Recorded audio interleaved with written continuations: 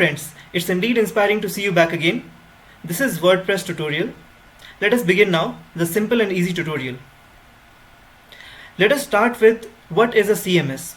CMS is Content Management System.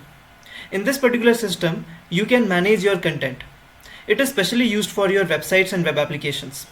Here you can create different types of users, and these different type of users have been given different types of roles and privileges.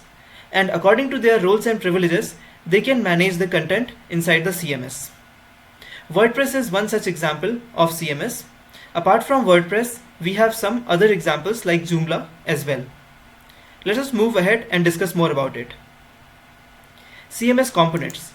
So here you can see that in CMS we have two major type of components. One is called as CMA, that is Content Management Application, and another is called as CDA, that is Content Delivery Application. So CMA can be referred to as the graphical user interface that lets a user create, modify, remove and publish content without ever needing to have knowledge of HTML or programming language. So here you can understand that CMS is that particular interface from where you can update, create, modify or delete your content, but without the use of any kind of HTML programming or any type of other programming. Second is Content Delivery Application. This is the backend services that manage and deliver content after it is in the CMA. So once you basically create a page on your CMA, then your CDA, Content Delivery Application, will be loading or storing that into the database. Okay, so it is the backend services, that could be database, that could be some processes running at the backend, which will manage whatever you are doing with the help of your CMA. The important features of CMS are, you can have a look at 6 important features are there. We should have SEO friendly URLs.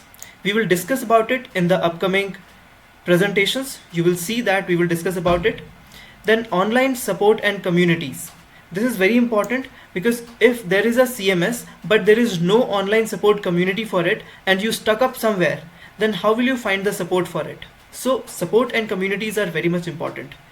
User group functions. Again, if you want to give different roles to different users, this particular facility will help you.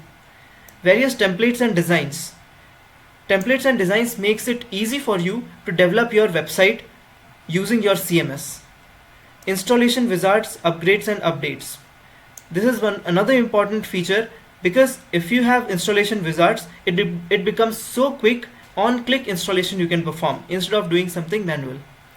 WordPress, Joomla and Drupal. These are the 3 most important CMS in the world.